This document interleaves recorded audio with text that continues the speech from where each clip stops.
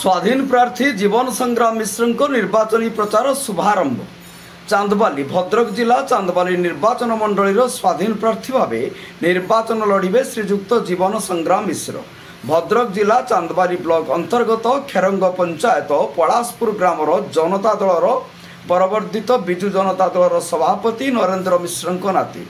से जड़े युव समाजसेवी बालेश्वर हेल्पलाइन सोसाइटी जिला उपसभापति जिला बिजु छात्र जनता दलर जिला संपादक 2019 मसीह विधायक भाव आशायी थे 2024 मसीह विजेडी दलर टिकट मिलला नहीं।